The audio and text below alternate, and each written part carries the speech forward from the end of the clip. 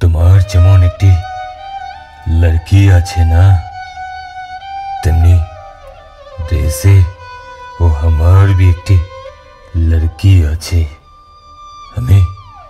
আমি তাহার মুখখানি याद करिया वो तुम्हार की जন্য कुछ मेवा हाथ में ले आता हो बाबू।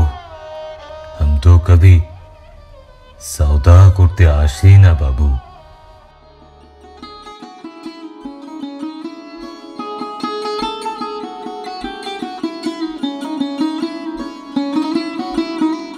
বাংলা সাহিত্যের কিছু কালোজয়ী গল্পের ভান্ডার দিয়ে সাজানো আমাদের এই গল্পের আসর।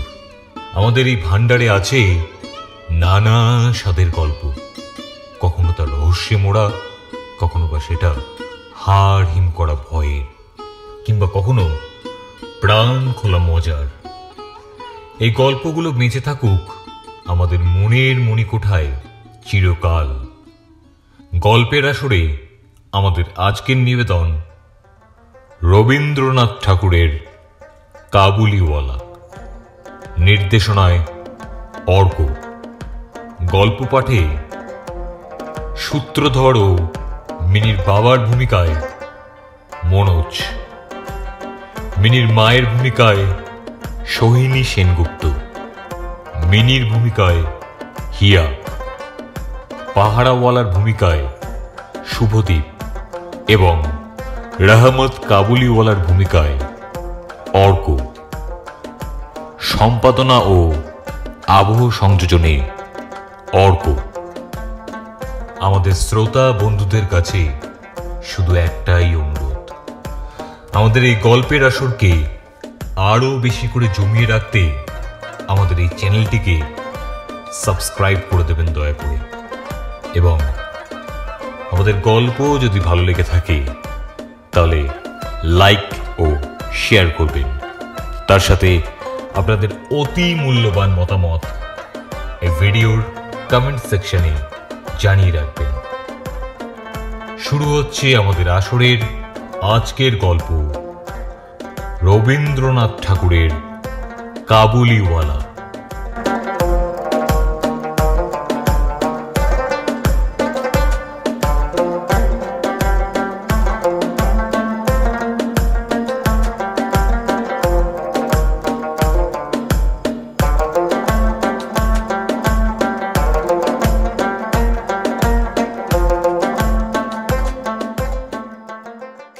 আমার 5 বছর বয়সের ছোট মেয়ে মিনি একদণ্ড কথা না কহিয়া থাকিতে পারে না। পৃথিবীতে জন্মগ্রহণ করিয়া ভাষা শিক্ষা করিতে সে কেবল 1 বৎসরকাল ব্যয় করিয়াছিল। তাহার পর হইতে যতক্ষণ সে জাগিয়া থাকে এক মুহূর্ত মৌনভাবে নষ্ট করে না। তাহার মা অনেক সময় ধমক দিয়া তাহার মুখ বন্ধ করিয়া দেয়, কিন্তু আমি তাহা পারি না। মিনি চুপ করিয়া থাকিলে এমনই অস্বাভাবিক দেখিতে হয় যে সে আমার বেশিক্ষণ সহ্য হয় না। এই জন্য আমার সঙ্গে তাহার কথোপকথনটা কিছু উৎসাহের সঙ্গে চলে। সকালবেলায় আমার নোবেলের ৭ম পরিচ্ছেদে সবে হাত দিয়েছি, এমন সময় মিনি আসিয়াই আরম্ভ করিয়া দিল। বাবা, ও বাবা। জানো, রামদয়াল দারোয়ান কাককে কৌয়া বলছিল, সে কিচ্ছু জানে না। না, আমি পৃথিবীতে ভাষার বিভিন্নতা সম্বন্ধে তাহাকে জ্ঞানদান করিতে প্রবৃত্ত হইবার পূর্বেই সে দ্বিতীয় প্রসঙ্গে উপনীত হল। দেখো বাবা, ভোলা বলছিল আকাশে হাতি সুর দিয়ে জল ফেলে, তাই নাকি বৃষ্টি হয়। মা গো, ভোলা এত মিছিমিছি বকতে পারে? কেবলই বকে, দিন রাত শুধু বকে। এ সম্বন্ধে আমার মতামতের জন্য কিছুমাত্র অপেক্ষা না করিয়া হঠাৎ জিজ্ঞাসা করিয়া বসিল, আচ্ছা বাবা, মা তোমার কে হয়? মনে মনে কহিলাম, শালিকা। মুখে কহিলাম, মিনি, তুই ভোলার সঙ্গে খেলা করগে যা, আমার কাজ আছে মা অনেক এখন, তুই যা। সে তখন আমার লিখিবার টেবিলের পার্শ্বে আমার পায়ের কাছে বসিয়া নিজের 2 হাঁটু এবং হাত লইয়া অতি দ্রুত উচ্চারণে আগডুম বাগডুম খেলিতে আরম্ভ করিয়া দিল। আগডুম বাগডুম ঘোড়াডুম সাহায্যে তাল করতাল ডাঙর বাজে, 5 বাঁচতে বাঁচতে চললো তুলি, তুলি গেল সে কমলা ফুলি, কমলা ফুলির বিয়েটা, সূর্যি মামার বিয়েটা, আয় সূর্যি খাতে যা, একটা পান কিনে খা। আমার সপ্তদশ পরিচ্ছেদে প্রতাপ সিংহ তখন কাঞ্চনমালাকে লইয়া অন্ধকার রাত্রে কারাগারের উচ্চ বাতায়ন হইতে নিম্নবর্তী নদীর জলে ঝাঁপ দিয়া পড়িতেছেন। আমার ঘর পথের ধারে।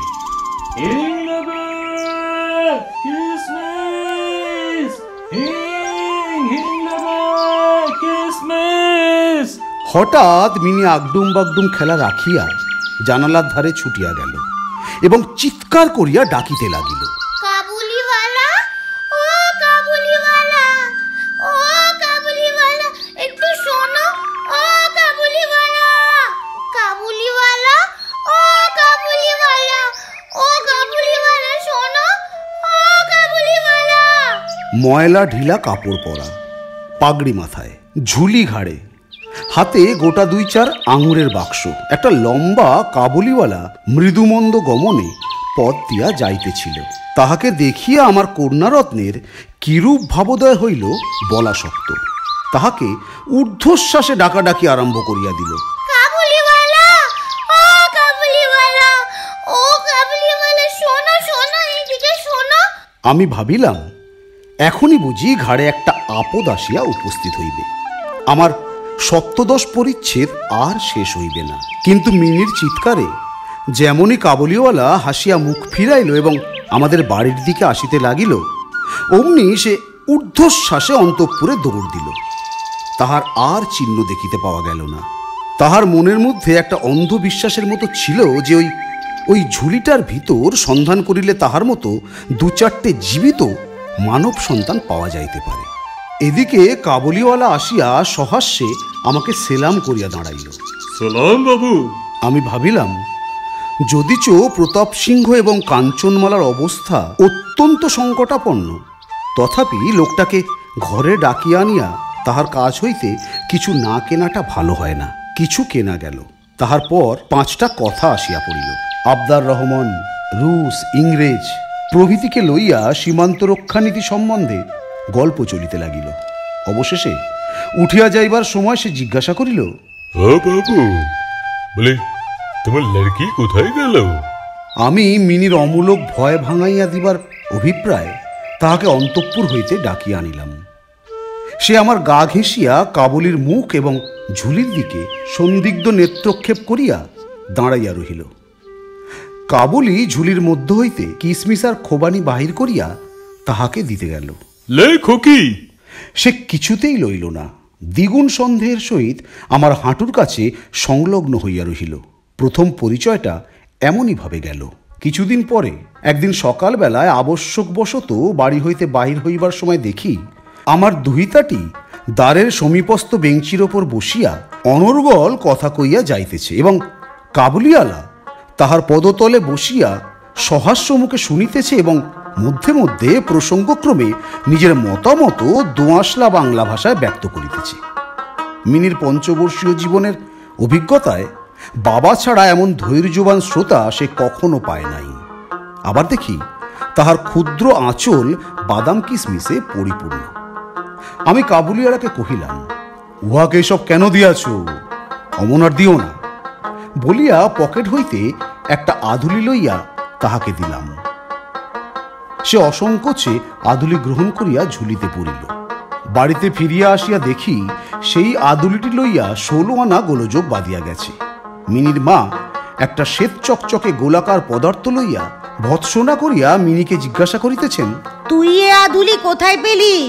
কাবুলিওয়ালা দিয়েছে। কাবুলিওয়ালার কাছ হইতে আধুলি কেন নিতে গেলি তুই? আমি নিতে চাইনি, সে আপনি দিলে। আমি আসিয়া মিনিকে তাহার আসন্ন বিপদ হইতে উদ্ধার করিয়া বাহিরে লইয়া গেলাম। সংবাদ পাইলাম কাবুলিওয়ালার সহিত মিনির এই যে দ্বিতীয় সাক্ষাৎ তাহা নহে।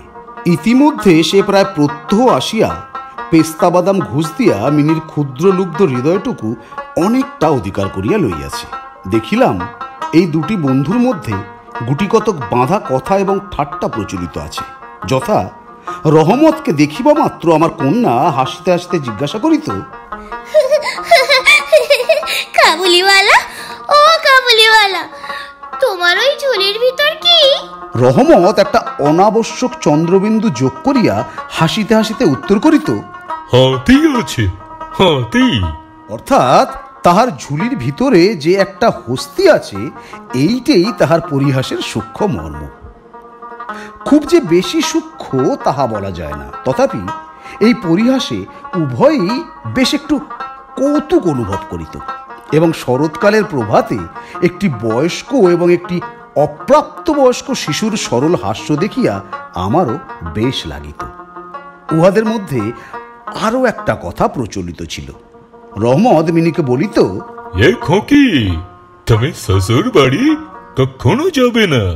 বাঙালির ঘরের মেয়ে আজন্মকাল শ্বশুর বাড়ি শব্দটার সহিত পরিচিত, কিন্তু আমরা কিছু একেলে ধরনের লোক হওয়াতে শিশু মেয়েকে শ্বশুর বাড়ি সম্বন্ধে সজ্ঞান করিয়া তোলা হয় নাই। এই জন্য রহমতের অনুরোধটা সে পরিষ্কার বুঝিতে পারিত না, অথচ কথাটার একটা কোনো জবাব না দিয়া চুপ করিয়া থাকা নিতান্ত তাহার স্বভাব বিরুদ্ধ। সে উল্টিয়া জিজ্ঞাসা করিত, তুমি শ্বশুর বাড়ি যাবে? রহমত কাল্পনিক শ্বশুরের প্রতি প্রকাণ্ড মোটা মুষ্টি আস্ফালন করিয়া বলিত, আমি শ্বশুরকে মারবে। শুনিয়া মিনি শ্বশুর নামক কোনো এক অপরিচিত জীবের দুরবস্থা কল্পনা করিয়া অত্যন্ত হাসিত।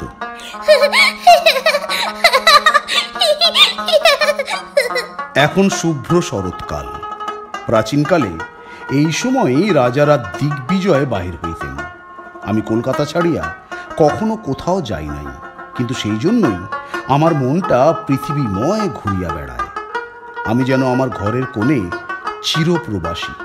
বাহিরের পৃথিবীর জন্য আমার সর্বদা মন কেমন করে। একটা বিদেশের নাম শুনিলেই অমনি আমার চিত্ত ছুটিয়া যায়, তেমনি বিদেশি লোক দেখিলেই অমনি নদী পর্বত অরণ্যের মধ্যে একটা কুটিরের দৃশ্য মনে উদয় হয় এবং একটা উল্লাসপূর্ণ স্বাধীন জীবনযাত্রার কথা কল্পনায় জাগিয়া ওঠে। এদিকে আবার আমি এমনই উদ্ভিজ্জ প্রকৃতি যে আমার কোনটুকু ছাড়িয়া একবার বাহির হইতে গেলে মাথায় বজ্রাঘাত হয়। এই জন্য সকালবেলায় আমার ছোট ঘরে টেবিলের সামনে বসিয়া এই কাবুলির সঙ্গে গল্প করিয়া আমার অনেকটা ভ্রমণের কাজ হইত। দুই ধারে বন্ধুর দুর্গম দগ্ধ রক্তবর্ণ উচ্চ গিরিশ্রেণী, মধ্যে সংকীর্ণ মরুপথ, বোঝাই করা উষ্ঠের শ্রেণী চলিয়াছে। পাগড়ি পরা বণিক ও পথিকেরা কেহ বা উটের পরে, কেহ বা পদব্রজে, কাহারো বা হাতে বর্ষা, কাহারো বা হাতে চকমকি ঠোকা বন্দুক। কাবুলি মেঘমন্দ্রস্বরে ভাঙা বাংলায় স্বদেশের গল্প করিত, আর এই ছবি আমার চোখের সম্মুখ দিয়া চলিয়া যাইত। মিনির মা অত্যন্ত শঙ্কিত স্বভাবের লোক। রাস্তায় একটা শব্দ শুনিলে তাহার মনে হয় পৃথিবীর সমস্ত মাতাল আমাদের বাড়িটাই বিশেষ লক্ষ্য করিয়া ছুটিয়া আসিতেছে। এই পৃথিবীটা যে সর্বত্রই চোর, ডাকাত, মাতাল, সাপ, বাঘ, ম্যালেরিয়া, শুঁয়োপোকা, আরশোলা এবং গোড়ার দ্বারা পরিপূর্ণ, এতদিন পৃথিবীতে বাস করিয়াও সে বিভীষিকা তাহার মন হইতে দূর হইয়া যায় নাই। রহমত কাবুলিওয়ালা সম্বন্ধে তিনি সম্পূর্ণ নিঃসংশয় ছিলেন না। তাহার প্রতি বিশেষ দৃষ্টি রাখিবার জন্য তিনি আমাকে বারবার অনুরোধ করিয়াছিলেন। আমি তাহার সন্দেহ হাসিয়া উড়িয়া দেবার চেষ্টা করিলে তিনি পর্যায়ক্রমে আমাকে গুটিকত প্রশ্ন করিলেন। আচ্ছা, কখনো কি কাহারও ছেলে চুরি যায় না?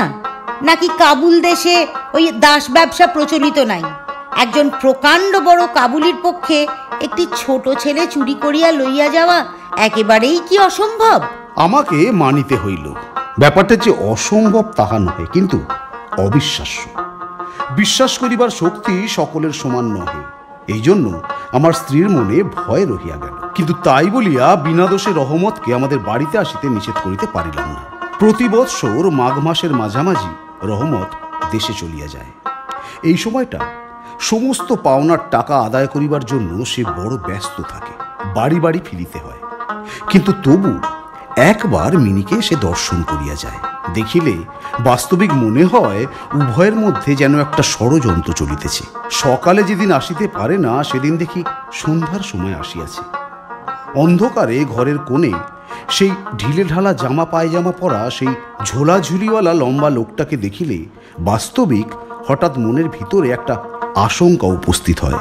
কিন্তু যখন দেখি মিনি কাবুলিওয়ালা করিয়া হাসিতে হাসিতে ছুটিয়া আসে এবং দুই অসমবয়সী বন্ধুর মধ্যে পুরাতন সরল পরিহাস চলিতে থাকে, তখন সমস্ত হৃদয় প্রসন্ন হইয়া ওঠে। একদিন সকালে আমার ছোট ঘরে বসিয়া প্রুফশিট সংশোধন করিতেছি। বিদায় লইবার পূর্বে আজ 2-3 দিন হইতে শীতটা খুব কনকনে হইয়া উঠিয়াছে। চারিদিকে একেবারে হিহিকার পড়িয়া গেছে। জানালা ভেদ করিয়া সকালের রৌদ্রটি টেবিলের নিচে আমার পায়ের উপর আসিয়া পড়িয়াছে। সেই উত্তাপটুকু বেশ মধুর বোধ হইতেছে। বেলা বোধ করি 8টা হইবে। মাথায় গলাবন্ধ জড়ানো। উষাচরগণ প্রাতঃভ্রমণ সমাধা করিয়া প্রায় সকলে ঘরে ফিরিয়া আসিয়াছে। এমন সময় রাস্তায় ভারী একটা গোল শোনা গেল।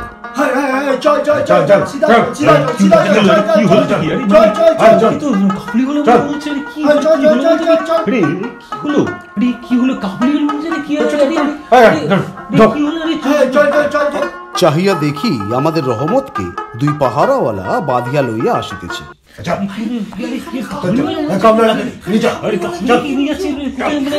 তাহার পশ্চাতে কৌতূহলী ছেলের দল চলিয়াছে।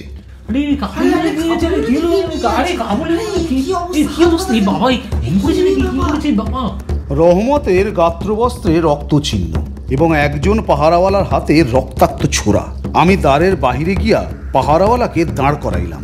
জিজ্ঞাসা করিলাম, ব্যাপারটা কি? কখন করেছে? কিয়দংশ তাহার কাছে এবং কিয়দংশ রহমতের কাছে শুনিয়া জানিলাম যে আমাদের প্রতিবেশী একজন লোক রামপুরি চাদরের জন্য রহমতের কাছে কিঞ্চিত ধারিত।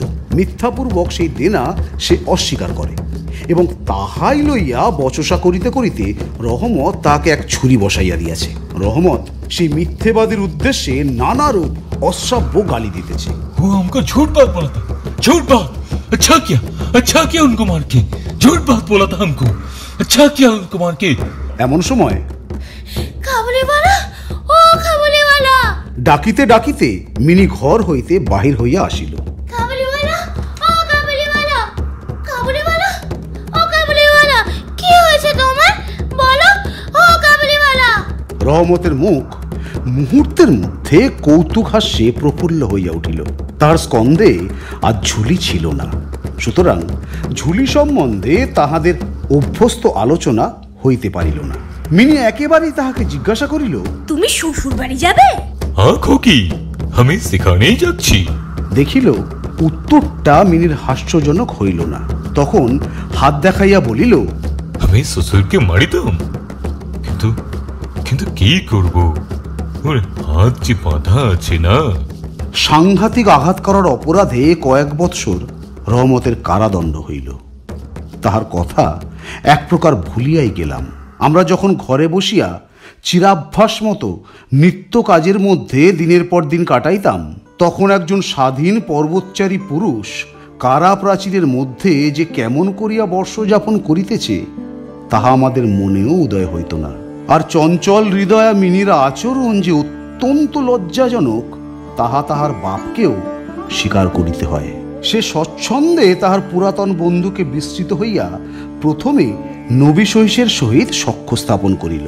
পরে ক্রমে যত তাহার বয়স বাড়িয়া উঠিতে লাগিল, ততই সখার পরিবর্তে একটি একটি করিয়া সখী জুটিতে লাগিল। এমনকি এখন তাহার বাবার লিখিবার ঘরেও তাহাকে আর দেখিতে পাওয়া যায় না। আমি তো তাহার সহিত এক প্রকার আড়ই করিয়াছি। কত বৎসর কাটিয়া গেল, আর একটি শরৎকাল আসিয়াছে। আমার মিনির বিবাহের সম্বন্ধ স্থির হইয়াছে। পূজার ছুটির মধ্যে তাহার বিবাহ হইবে। কৈলাস বাহিনীর সঙ্গে সঙ্গে আমার ঘরের আনন্দময়ী পিতৃভবন অন্ধকার করিয়া পতিগৃহে যাত্রা করিবে। প্রভাতটি অতি সুন্দর হইয়া উদয় হইয়াছে। বর্ষার পরে এই শরতের নূতন ধৌত রৌদ্র যেন সোহাগায় লাগানো নির্মল সোনার মতো রং ধরিয়াছে। এমনকি কলিকাতার গলির ভিতরকার ইষ্টক জর্জর অপরিচ্ছন্ন ঘেঁষাঘেঁষির বাড়িগুলির উপরেও এই রৌদ্রের আভা একটি অপরূপ লাবণ্য বিস্তার করিয়াছে। আমার ঘরে আজ রাত্রি শেষ হইতে না হইতেই সানাই বাজিতেছে। সে বাঁশি যেন আমার বুকের পঞ্জরের হাড়ের মধ্য হইতে কাঁদিয়া কাঁদিয়া বাজিয়া উঠিতেছে। করুণ ভৈরবী রাগিনীতে আমার আসন্ন বিচ্ছেদ ব্যথাকে শরতের রৌদ্রের সহিত সমস্ত বিশ্ব জগৎময় ব্যপ্ত করিয়া দিতেছে। আজ আমার মিনির বিবাহ। সকাল হইতে ভারী গোলমাল, লোকজনের আনাগোনা।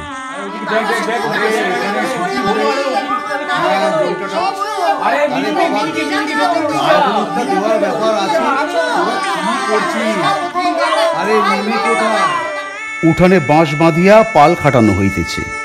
বাড়ির ঘরে ঘরে এবং বারান্দায় ঝাড় টাঙাইবার ঠুংঠাং শব্দ উঠিতেছে। হাঁক ডাকের সীমা নাই। আমি আমার লিখিবার ঘরে বসিয়া হিসাব দেখিতেছি। এমন সময় রহমত আসিয়া সেলাম করিয়া দাঁড়াইল। সালাম বাবু। আমি প্রথমে তাহাকে চিনিতে পারিলাম না। তাহার সে ঝুলি নাই, তাহার সে লম্বা চুলও নাই, তাহার শরীরে পূর্বের মতো সে তেজও নাই। অবশেষে তাহার হাসি দেখিয়া তাহাকে চিনিলাম। কহিলাম, কি রে রহমত, কবে আসিলি?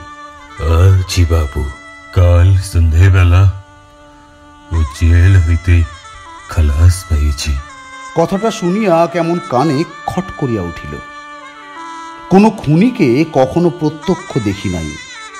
ইহাকে দেখিয়া সমস্ত অন্তঃকরণ যেন সংকুচিত হইয়া গেল। আমার ইচ্ছা করিতে লাগিল, আজিকার এই শুভ দিনে এই লোকটা এখান হইতে গেলেই ভালো হয়। আমি তাহাকে কইলাম, রহমত, আজ আমাদের বাড়িতে একটা কাজ আছে, আমি একটু ব্যস্ত আছি ভাই, তুমি আজ যাও। কথাটা শুনিয়াই সে তৎক্ষণাৎ চলিয়া যাইতে উদ্যত হইল। অবশেষে দরজার কাছে গিয়া একটু ইতস্তত করিল এবং কহিল, বাবু, মুখিক একবার দেখতে পাবো না? তাহার মনে বুঝি বিশ্বাস ছিল মিনি সেইভাবেই আছে। সে যেন মনে করিয়াছিল মিনি আবার সেই পূর্বের মতো কাবুলিওয়ালা কাবুলিওয়ালা করিয়া ছুটিয়া আসিবে। তাহাদের সেই অত্যন্ত কৌতুকাবহ পুরাতন হাস্যালাপের কোনরূপ ব্যত্যয় হইবে না। এমনকি পূর্ব বন্ধুত্ব স্মরণ করিয়া সে এক বাক্স আঙুর এবং কাগজের মোড়কে কিঞ্চিত কিশমিশ এবং বাদাম বোধ করি কোনো স্বদেশীয় বন্ধুর নিকট হইতে চাহিয়া চিন্তিয়া সংগ্রহ করিয়া আনিয়াছিল। তাহার সে নিজের ঝুলিটি আর ছিল না। আমি কহিলাম, আজ বাড়িতে কাজ আছে রহমত, আজ কাহারও সহিত দেখা হইতে পারিবে না। সে যেন কিছু ক্ষুণ্ণ হইল। স্তব্ধভাবে দাঁড়াইয়া একবার স্থির দৃষ্টিতে আমার মুখের দিকে চাহিল। তারপরে, সালাম বাবু, চলতা হুঁ, এই বলিয়া দ্বারের বাহির হইয়া গেল। আমার মনে কেমন একটু ব্যথা বোধ হইল। মনে করিতেছি তাহাকে ফিরিয়া ডাকিব। এমন সময় দেখি সে আপনি ফিরিয়া আসিতেছে। কাছে আসিয়া কহিল, बाबू, और एक बात, ये कुछ अंगूर और किशमिश बादाम ও মুখির জন্য আনিয়াছিলাম, তাহাকে দিবেন? আমি সেগুলি লইয়া দাম দিতে উদ্যত হইলে সে হঠাৎ আমার হাত চাপিয়া ধরিল। কহিল, না বাবু, আপনার আপনার বহুত দয়া, ও আমি জিন্দগি ভর ইয়াদ রাখবো। আমাকে আমাকে পয়সা দিবেন না বাবু, পয়সা দিবেন না। বাবু, তোমার যেমন একটি লড়কি আছে না, তেমনি দেশে ও আমার भी একটি লড়কি আছে। আমি তাহার মুখখানি याद करिया वो तुम्हार मुखीर जন্য कुछ मेवा हाथ में ले आता हूँ बाबू। हम तो कभी सौदा করতে আসি না বাবু। এই বলিয়া সে আপনার মস্ত ঢিলা জামাটার ভিতর হাত চালাইয়া দিয়া বুকের কাছে কোথা হইতে এক টুকরো ময়লা কাগজ বাহির করিল। বহু সযত্নে ভাঁজ খুলিয়া দুই হস্তে আমার টেবিলের উপর মেলিয়া ধরিল।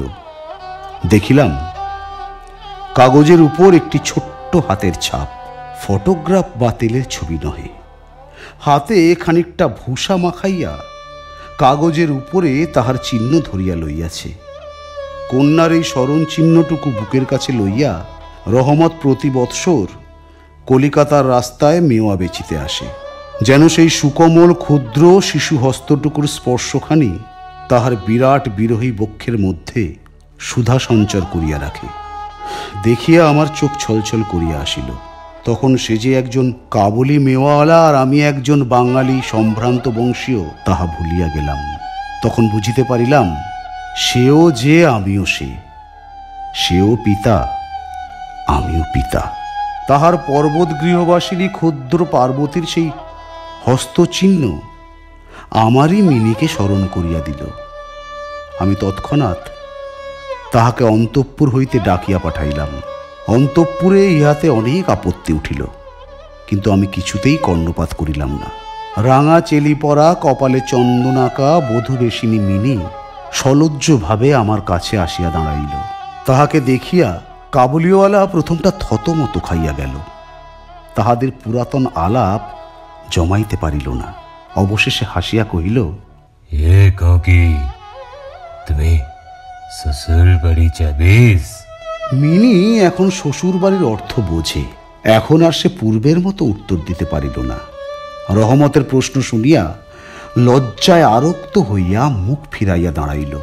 কাবুলিওয়ালার সহিত মিনির যেদিন প্রথম সাক্ষাৎ হইয়াছিল, আমার সেই দিনের কথা মনে পড়িল। মনটা কেমন ব্যথিত হইয়া উঠিল। মিনি চলিয়া গেলে একটা গভীর দীর্ঘ নিঃশ্বাস ফেলিয়া রহমত মাটিতে বসিয়া পড়িল। সে হঠাৎ স্পষ্ট বুঝিতে পারিল তাহার মেয়েটিও ইতিমধ্যে এইরূপ বড় হইয়াছে। তাহার সঙ্গেও আবার নতুন আলাপ করিতে হইবে। তাহাকে ঠিক পূর্বের মতো তেমনটি আর পাইবে না। এই 8 বৎসরে তাহার কি হইয়াছে তাই বা কে জানে। সকাল বেলায় শরতের স্নিগ্ধ রৌদ্রকিরণের মধ্যে সানাই বাজিতে লাগিল। রহমত কলিকাতার এক গলির ভিতরে বসিয়া আফগানিস্তানের এক মরু পর্বতের দৃশ্য দেখিতে লাগিল। আমি একখানি নোট লইয়া তাকে দিলাম। বলিলাম, রহমত, তুমি দেশে তোমার মেয়ের কাছে ফিরিয়া যাও। তোমাদের মিলন সুখে আমার মিনির কল্যাণ হোক। এই টাকাটা দান করিয়া হিসাব হইতে উৎসব সমারোহের দুটো একটা অঙ্গ ছাঁটিয়া দিতে হইল। যেমন মনে করিয়াছিলাম তেমন করিয়া ইলেকট্রিক আলো জ্বালাইতে পারিলাম না। গড়ের বাদ্য আসিল না। অন্তঃপুরে মেয়েরা অত্যন্ত অসন্তোষ প্রকাশ করিতে লাগিলেন, কিন্তু মঙ্গল আলোকে আমার শুভ উৎসব উজ্জ্বল হইয়া উঠিল।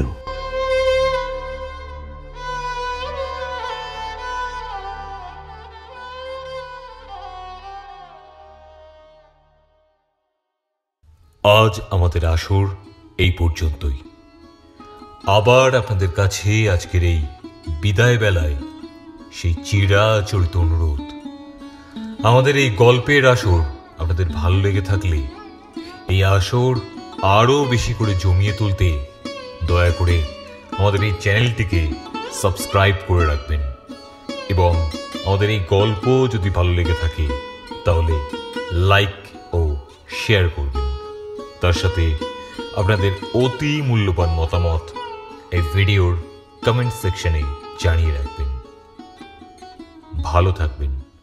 ধন্যবাদ।